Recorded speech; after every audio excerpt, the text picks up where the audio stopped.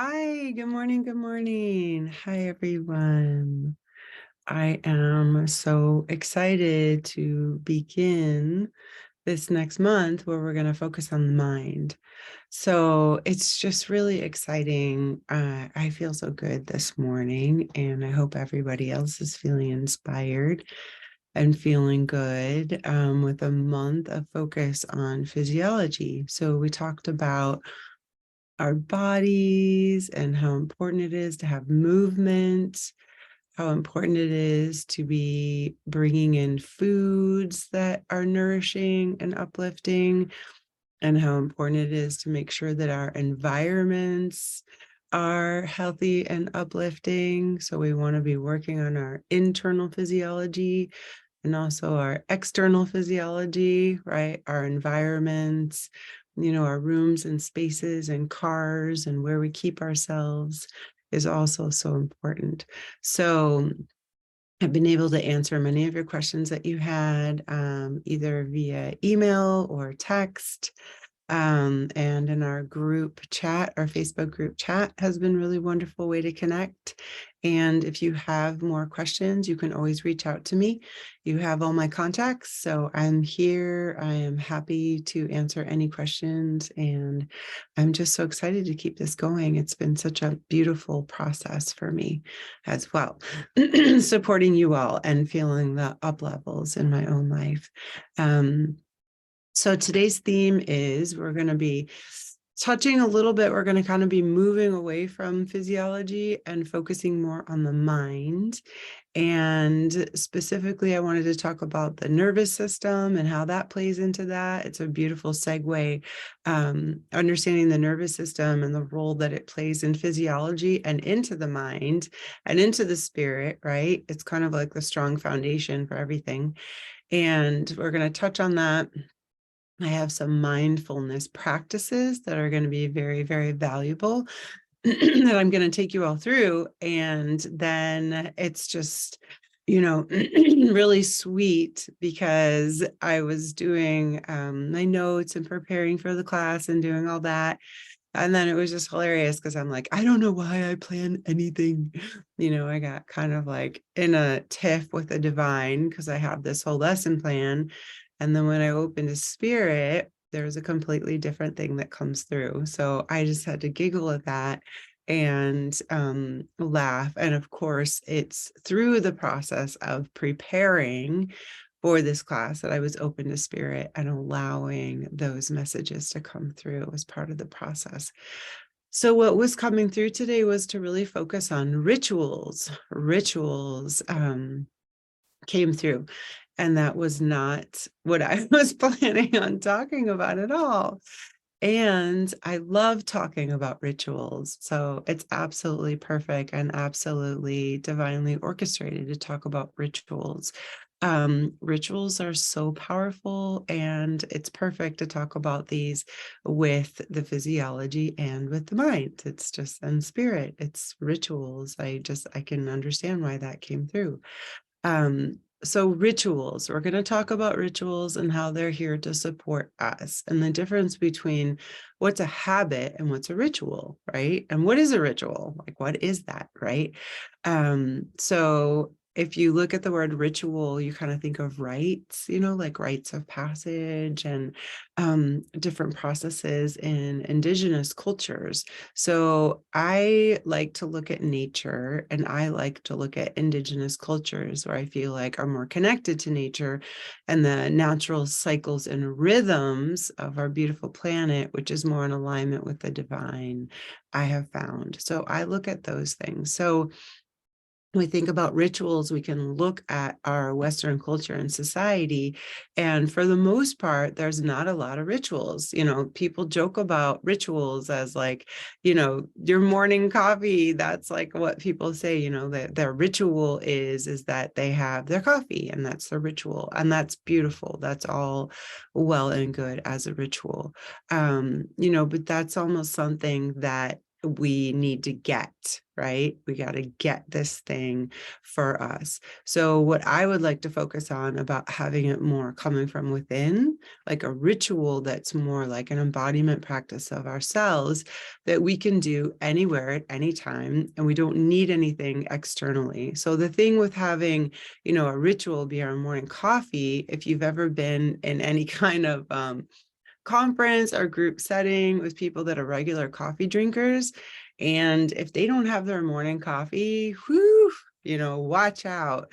And part of that is because they don't have their ritual. They can't do the ritual, right? Because it's really on this like external stimulant, that they're connected to or addicted to really get their ritual. So I think of another one, as social connection. I remember my older son, he's 22, so he's old enough to kind of having grown up without the influence of cell phones, but then also being influenced by them as an older person. And I remember when he broke his phone, and he was like, I'd never seen him so devastated. Like he was just so hurt, and I was kind of like, what the heck? And it's because these connections with his friends and family, right? These rituals that he's developed of these ways of doing things to get his needs met had just been cut off. And he hasn't really had the time, as a young person to establish these things in himself. And so it's kind of like taking the coffee away, taking the phone away, So what's coming through is that it's really vital for us to create these processes within ourselves that we can go anywhere at any time and do these things to support ourselves. And it's not, we don't need anything from our external environment. It doesn't need to be externally validated, right? So it's really beautiful. So rituals are something that you can do no matter where you are and no matter what is going on. And it's important that you create a ritual that is specific to you. So some examples of rituals that I've helped people create in the past are around oh gosh, so many things, around the typical ones that we think of, like the rites of passage, right? So maybe a young woman who's coming into her, a girl that's transitioning into a young woman. So we kind of mark that of like when her menstrual cycle begins. And that can be something that can happen, so that's an example of a ritual, right? It's something that we do so that we have this experience in our insides, right? So that there's this internal validation and experience of what is going on. And then also there's the community and the different things that happen to support it. Right. Another ritual, obviously, we think of as like weddings, So I also do a lot of work with couples and doing rituals that can support uncoupling. So there's a lot of rituals around that about shifting and changing separation in relationships. If it's a business or a familial relationship or a marriage couple, right? There's a ritual that we can do around that so that we can feel supported, right? In that. And some other ones are graduations, right? Graduations from high school and middle school, and sometimes even like preschool and grade school they do nowadays, right? Is really fun. So what is a ritual? A ritual is a process that we go through where we don't have to think about something. So this is why a ritual is so powerful. A ritual is a way for us to connect with spirit, to connect with our higher selves, to connect with the divine and have an experience to get to a higher place. So that's traditionally, if you think about rituals, you can think about it yourself, do some brainstorming or researching. I've done a lot around rituals. I absolutely love rituals and have studied them for a long time, having been in my 20s and traveled around and just very fascinated, interested in celebrations and rituals and all that.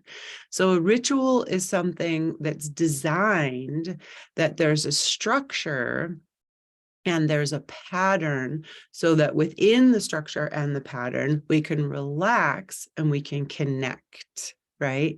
So if you think about something as simple as, having a circle. So, having a community circle. So say something as simple as like, a once a month gathering, or people come together and they make food, right? So everybody comes together, they all bring a bunch of food, say they meet at somebody's house once a month, and they're chopping and preparing and they're doing all these things, right? And then they go to sit down, and, even if you don't have a religious background, everybody wants to just kind of like, it just means so much to pause, right? Before you dig in, just pause and give thanks. It doesn't have to have a religious connection, right? And so that would be an example of a ritual. So a ritual is something that we do over and over and over again. So it has this structure, and then we can give meaning to it. So we can literally like turn off our minds. We don't have to think about it, right? I feel like most cultures and societies, I feel like everybody's I've experienced, in my life so far, if you pause before a meal, everybody understands what that means. You're just giving thanks. You don't have to say anything, right? So that's an example of a ritual that's, that is pretty culturally appropriate for everywhere, but it is an example of a ritual. Why is it a ritual? It's a ritual because when you go to do that, usually, I mean, you could talk about it and think about it, but you don't have to. So if you come together and imagine that whole scenario happening, and then just imagine, I'm there. And then right before we pause, I'm like, what do you guys think about that? Like, hey, I have this like new idea. And like, what do you think about that? And we could like talk about it and think about it, It's like, we don't need to have that. That doesn't need to happen because it's a ritual. It's something that we've been doing forever that has meaning that we can relax into. We can relax our mind. We can relax our physiology into the strong foundation of the ritual. We can just relax into it. And it feels so good. We don't need to have a conversation. We don't need to think about it. We don't need to problem solve it. We don't need to figure it out, right? So that's what a ritual is. And you can have these rituals from the past you can rely on, or you can create your own rituals. So what happens with a ritual is that first you're going to have to like think of something that works for you, and then it's going to become a habit. So a habit is kind of like the in-between before it becomes a ritual. A habit is something that, you have something you want to change, and then you have some discipline and you do it all the time until it just becomes a habit, right? And then when it has this positive, where it's connecting with spirit and the divine, it's going to become more of a ritual. So going back to the coffee example, that's just kind of taking it to a different level, right? I would say that that's a distortion on the original concept of a ritual. A lot of people, when they have their morning tea or coffee, they can pause. They do pause, right? And they do connect with spirit, right? Because you have to. And then there is the part about like making your coffee and taking it on the run while you're driving. So that could be, there's different levels of that. So if you have any questions about ritual and what a ritual is for you, you can certainly reach out to me and I can elaborate on it more. So I'm going to give you an example from my own life of my morning ritual. So here's my morning ritual, right? So I'm going to wake up early. I wake up at 5 o'clock. I get up at 5 o'clock. Then from 5 to 6, I kind of just wander around and bump into the walls. I kind of give myself an hour to wake up, right? It doesn't usually take an hour. It usually takes a half hour. So I wake up and I just kind of hug and love myself and give thanks, right? I have a moment to just like allow myself gently. If I remember any dreams, like I did remember some dreams this morning, I have my dream journal there and I write my dreams down pretty quickly. And then what I will do is I will get up and I will start to make some tea. I'll make some tea. And while I'm doing that, I'll kind of review on what my manifestations are, that things that I'm cultivating on, and I will journal and write those out while I'm having my tea, while I'm kind of waking up and getting going. And then by the hour of 6 o'clock, I'll do my workout. I do my workout from 6 to 7. And then at 7 o'clock, I'm going to prepare some food for myself. And then, by 7:38, I'm kind of beginning my day, right? Definitely by 8 o'clock, I'm beginning my day. So that's an example of a morning ritual, right? And so at first, for me, I had to have a lot of discipline around this. I had to have a lot of discipline, and I still do, so that it becomes a habit. So the workout and the manifestations, and of course, having the tea and all those things are definitely a habit now. And a habit is going to be one of those things that we just do without thinking. For me, there is the spiritual aspect of my body as a vessel that I love. It's a container for my spirit. And so I would call this my morning ritual because it's touched with spirit. And then also you'll know when it's become a habit or a ritual or part of your life is that you don't feel good when you don't do it. And so I had some company. My brothers came to visit for 4 days. It was such a blessing. I just felt so much in gratitude having them come.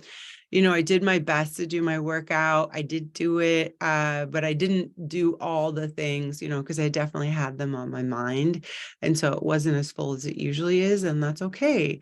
One of the days I missed and I felt really uncomfortable in my body. I didn't feel good, right?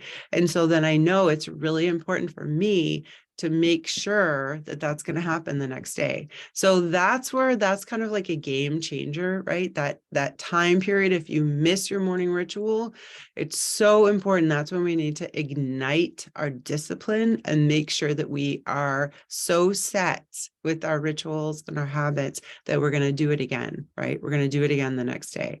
So it's just so important for us to have these things because they're the foundation. They're really the foundation. It's the strong foundation for the rest of the day, for all the things that we need to do. And I've done a ton of research on this for decades and experimented it with myself. So if you have any questions, you can ask me. One of the things that I would say about this ritual and why this is coming through is because we want to problem solve how things can get disrupted for us so that we're prepared, right? So, you can have your home and you can have your little cuddly places, but what if you go stay somewhere else? Or what if you go on vacation? Or, what if you're staying at a friend's house? Or what if you're moving around? It's important to have something that you can have inside of you that you can always take with you wherever you go. And that was the important piece that's coming through. So one of the things that I like, you got to find a brand that's really healthy. I have a brand that's really healthy if you want to reach out to me for ordering incense. Incense is so valuable. It's a way to clear the energy and clear the space. That can be something that can really help, or if you have a meditation that you listen to, something like that, where it's like, it's telling your body, this is what is going on through your different senses, right? So it's either like the sense of sound or the sense of smell, or if we can tap into these senses, it's going to make this stronger for you. So it's really beautiful. We're actually going to go through a 5 senses mindfulness practice. So that fits right in there. So making sure that your morning ritual is something powerful, as opposed to having it like a midday ritual. I've done a lot of research on this, like I said. It's definitely a morning thing. I also have a nighttime ritual that's very powerful. Just being successful in your life and doing business and being successful. I know it's important to always review the night before what our next day is going to be like, so that we can use the subconscious when we're sleeping to set us up for success. So one of the things that I always do is before I go to bed at night, I say a little prayer for myself and for everybody that I love. And I look at my calendar and my schedule, and I just imbibe it with this energy and this feeling of what I want to cultivate. How do I want my day to go? What do I want it to look like? And I really claim it. And then when I'm in that energy, when I fall asleep, my subconscious is working through all of that, right? So that I can really make it be so. And so we're going to touch on that more when we talk more about the mind in this next month.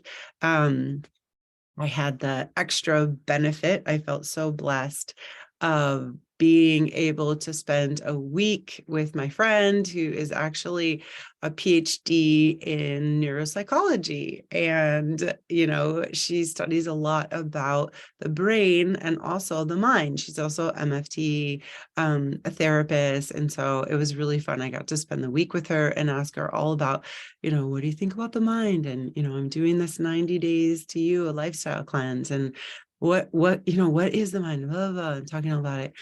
And, just getting her take on the different things to share with you all, as she is an expert in this field.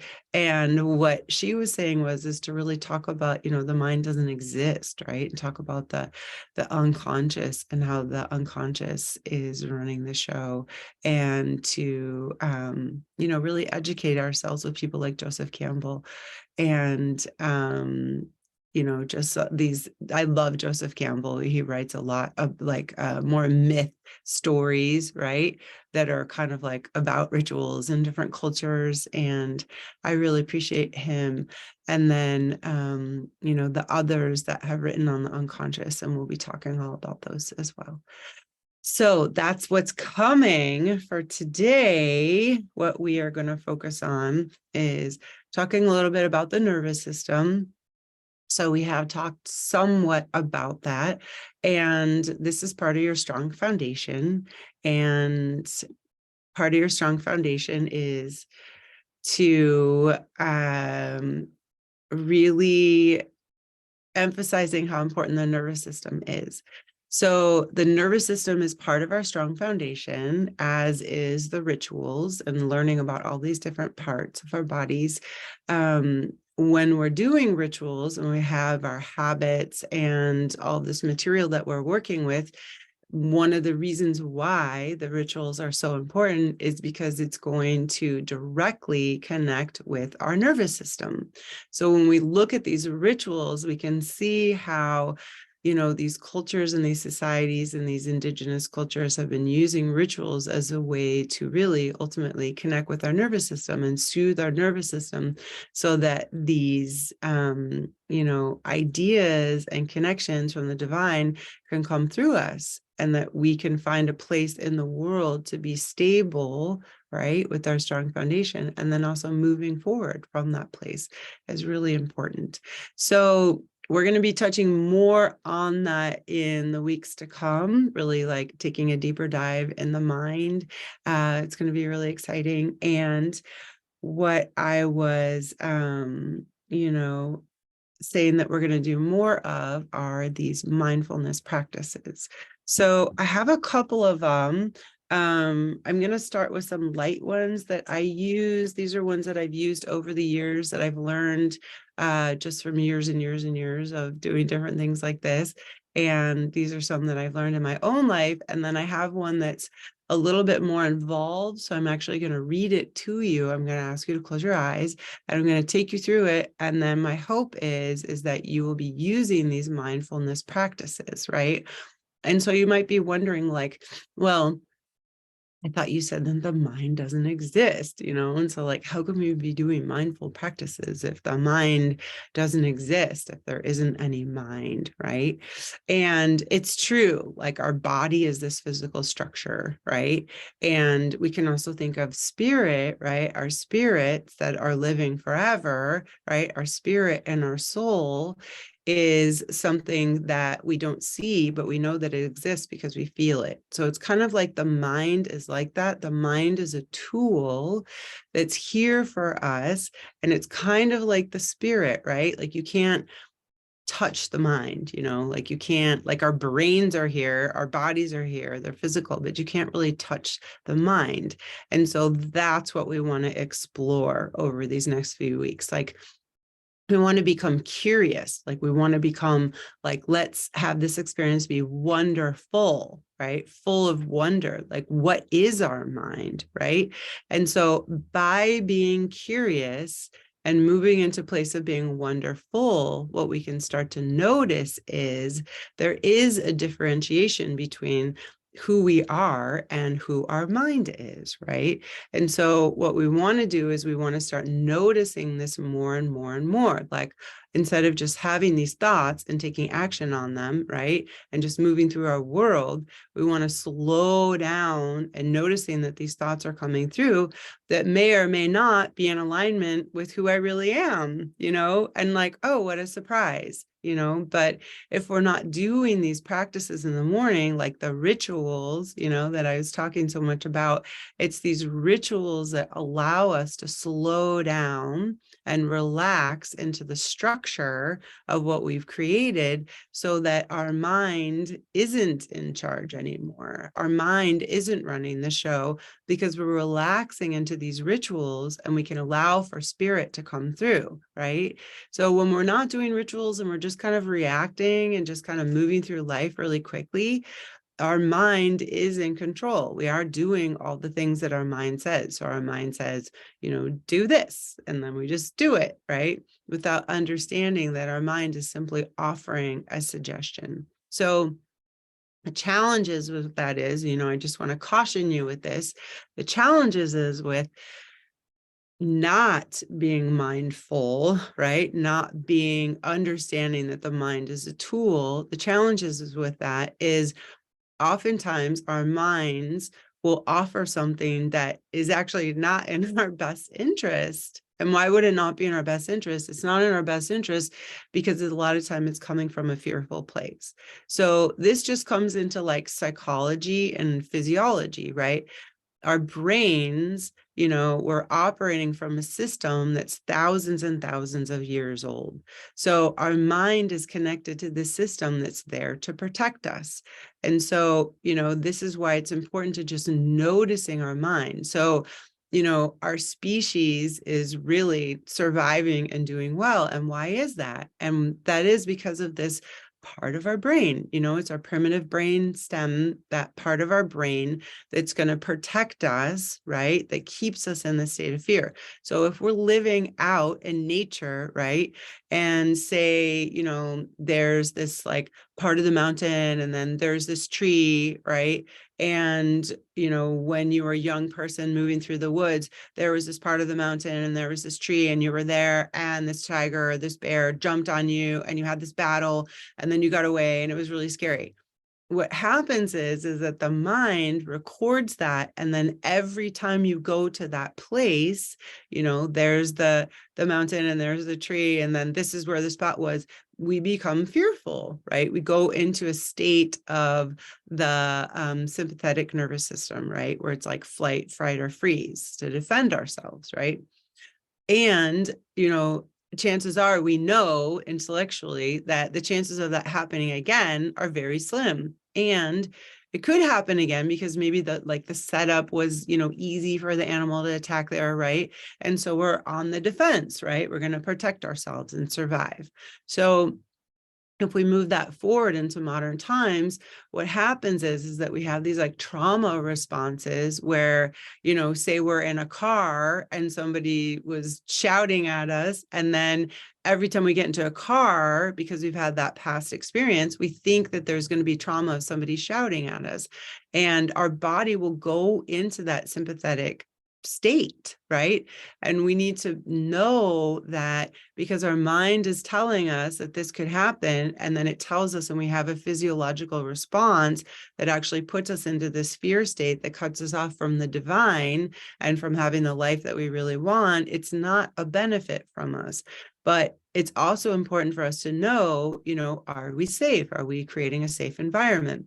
So this is where we can use the mind as a tool, right? We can use the mind as a tool that when we start to get those sensations, and this is important to know yourself and whatever this is for you, there's so many different experiences that we can have, and we need to notice them. We need to create a mindful practice so that we can allow these sensations to come up and then say to ourselves, like, there's no external threat. Like, is there an external threat? Like, is this a real situation that I need to be careful of? Or is it something that, that my mind is just bringing up because of a past experience? So what I like to do is I like to talk to my mind and really thank my mind, because it is a tool, and I don't want to say, don't ever, give me these ideas. Like, I love my mind and I appreciate my mind. So what I do is I've learned to differentiate using these mindfulness practices. And when I get certain things that come up where I'm like, oh, that's an idea, or if I'm trying to drop into a meditation or whatever I'm doing, I'll say, thank you, mind, and you can create this too. Like, thank you, mind, for offering that suggestion. I'm actually going to do this other thing, but thanks for that idea, right? So we're at choice. And that's where these like mindfulness practices come in. So I like to think of it as like, if you think of the mindfulness, right? The mindfulness practice. Oh, these practices are really like embracing the mind, right? We want to love and embrace the mind and use the mind for us, not against us. So these mindfulness practices are getting the most out of our mind, like, let's be in charge of our mind over having our mind in charge of us. So we're going to go through a couple of them. So the first one that's really helpful and beneficial is, this is one that I love, and this is more of a communication tactic with other people, right? Or, a didactic is what that would be called, with another person or with a group of people. It can also be something that you say to yourself, right? And so what you can do is you can put one hand on your heart and the other one on the spot. So I'd put your right hand on your heart and the other one just below your belly button is called your hara. So your heart and hara. And when you're noticing you're having some big feelings coming up, you just say, and right now it's like this. And right now it's like this. And you can close your eyes and you can feel into it for yourself. And right now it's like this. And this is a beautiful tactic to self-soothe. This is a beautiful tactic to teach children how to do. And right now it's like this. If you're communicating with somebody else, it just softens immediately what's going on. You can say, and right now it's like this. This is what I want, or this is what I need, or I'm feeling like this. But if you begin the conversation with, and right now it's like this, what that's doing is it's bringing you to the present moment so that you really understand, everybody understands that this isn't forever. This isn't a situation that's always going to be like this. And it's just allowing the space for flow, right? It's allowing the space for spirit to come in ultimately, and that things are going to change and that we're changing. We're changing in every moment, and everybody's changing and everything is changing. And so it's a really beautiful way to just like own your experience, but then also for those really heavy feelings, know that that's a choice and that we don't need to live there, right? We don't necessarily need to live in that place. So, and right now it feels like this, I'm feeling really sad or really angry or really happy, right? And just embracing all of those changes. So that's a really beautiful, mindfulness practice that I love.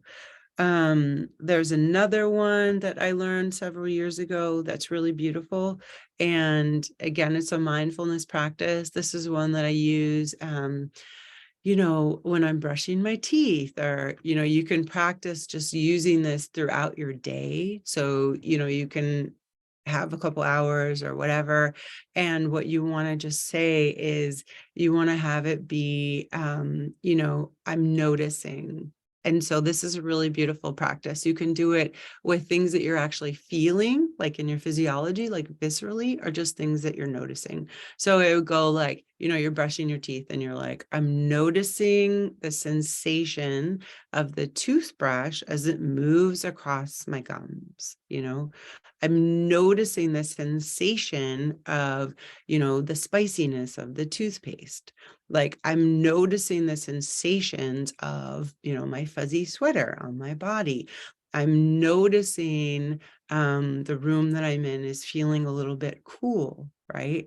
I'm noticing, and you want to just go into this noticing. So I would start with more of the physiology feeling things. You can also notice things, by just like how their appearance is. So I'm noticing the bright green color of the grass. Like I'm noticing that the grass blades are actually many different colors, right?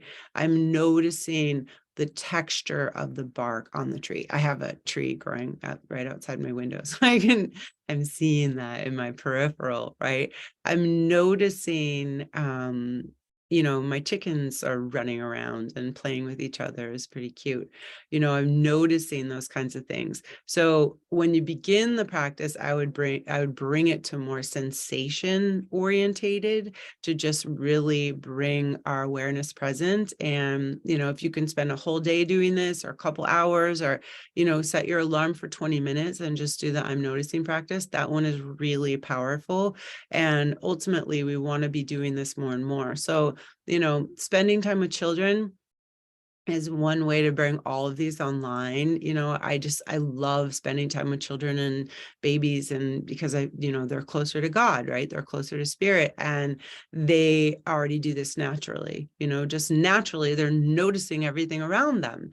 And then what happens with us is, if we don't have a practice, if we don't have the tools where we're constantly clearing different things that happen to us that feel uncomfortable, that are no longer serving, if we don't have that, what we do is we just hold on to them. We just like hold on to them, and I don't know what to do with this. And it's just like we're picking up all this baggage, more and more and more and more and more, until we're feeling pretty heavy. And if you look around in the world and the planet, most people are doing that. So it's important for everybody listening on this call, and also to know, because you have this information now, that it is your job, because you have the information. So it's your job to do something with it, and to also share this information with others.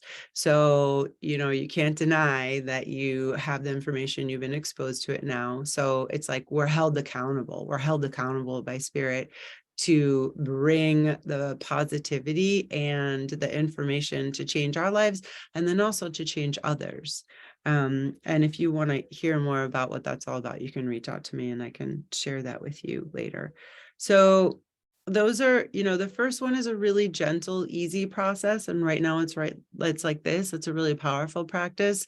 The noticing practice is one that I love. I've been using that for, decades. That's a really beautiful one. And then another one is more of a meditation practice. So I love this one. I've been trained in all different kinds of meditations, and this is one from the Vipassana tradition. I don't resonate with all of the things in the Vipassana tradition, but I do appreciate this one.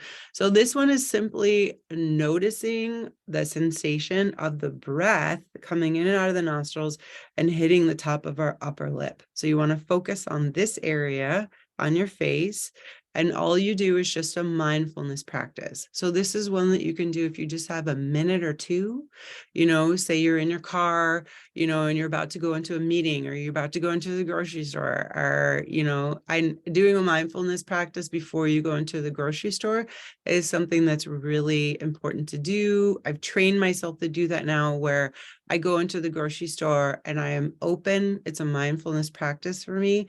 I only choose products that are super high vibe, that my body needs, that spirit's saying. And what's really fun about that is that there's all different kinds of things, like one week it's like, ooh, tomatoes. And then the next week I'm like, oh, I don't really want tomatoes. And then I'm like, oh, eggplant. That's surprising. Let's make that. I don't know what I can do with that, And that's a really beautiful way to live. So I'd encourage you to do that. So do some kind of a mindfulness practice before you go and buy food or anything, really, any kind of purchases. So you simply close your eyes and you just bring your attention and your awareness to the top of your upper lip. So that's where your breath is going to come in and out. So this practice is so powerful because you will eventually notice the sensation of the breath hitting your upper lip. You will feel it, right? You will feel it eventually. It may not be easy at first, but it will happen. So it's a beautiful practice because it's something that's going to take some energy, right? You actually have to do something, but it's not too stressful. It's not just over the top. It's not going to stress you out, right? You will eventually feel that.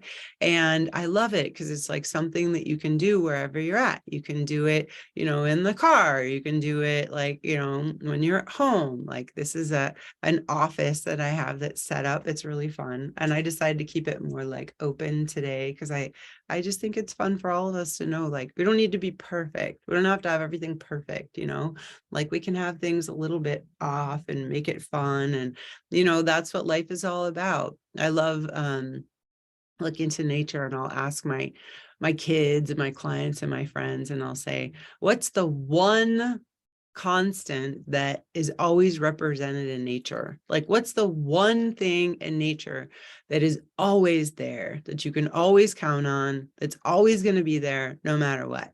And most people can't guess it. And I say, diversity. If you look at nature and the natural world, everything is always changing. It's always different kinds and different shapes and different structures. There's never going to be anything that is the same. Nothing is exactly the same, right? Even like the little petal of a flower, it's so gorgeous and so beautiful how everything is different. And there's nothing that, just perfection doesn't exist, right? It's just I love the quote, perfection is the lowest standard on the planet. Perfection is the lowest standard, right? So with all these practices, remembering this, right, is like mix it up, have diversity, like, be authentic. It's okay. It's beautiful. Like make it your own.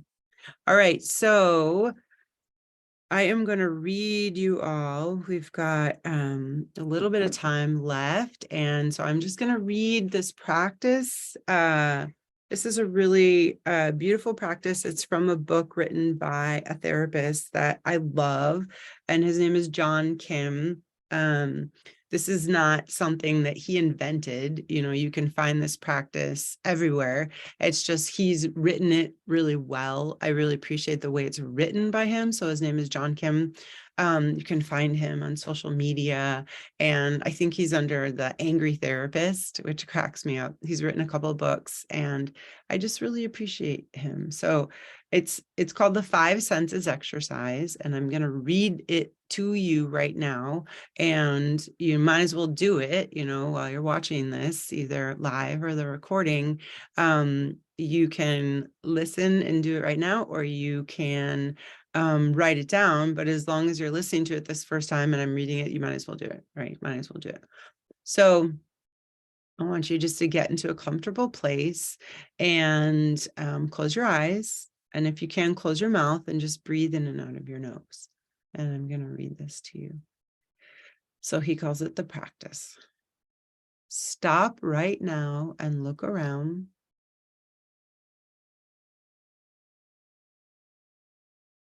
Notice 3 things. Don't just notice them, but really see them.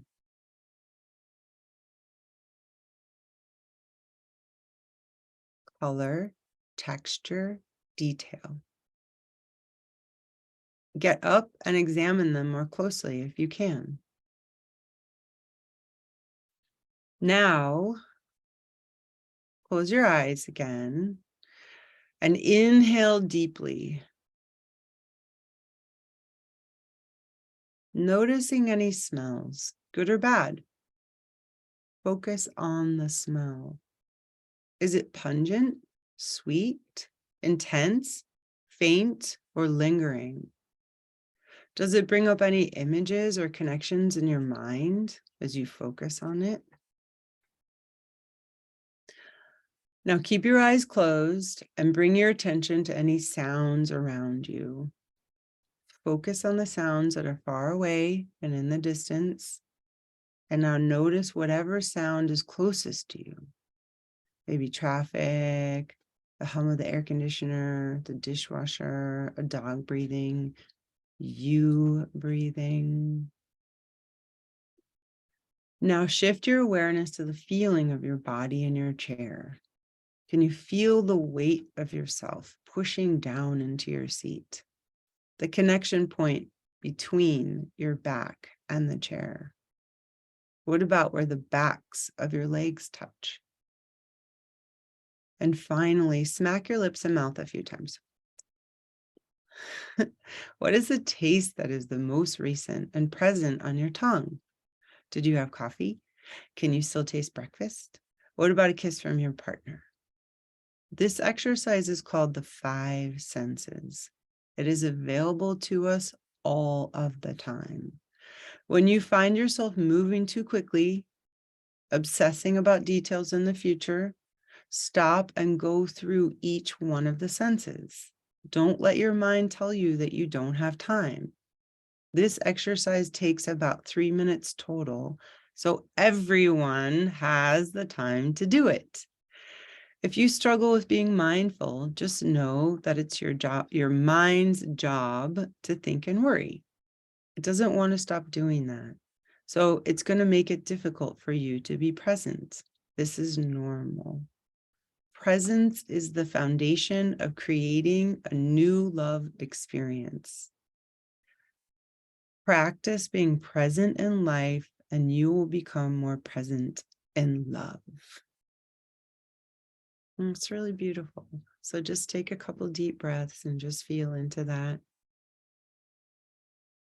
And the reason that I read that this morning is because I really want to have these practices be something that you can take wherever you are, wherever you go.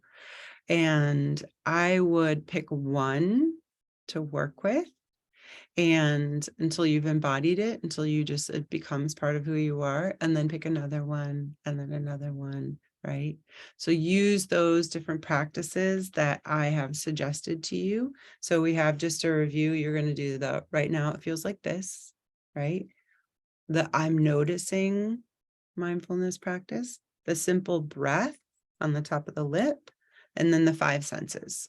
So you have 4 mindfulness practices that you can use until we meet again.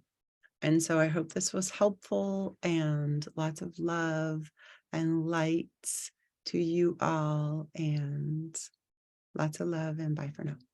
Bye for now.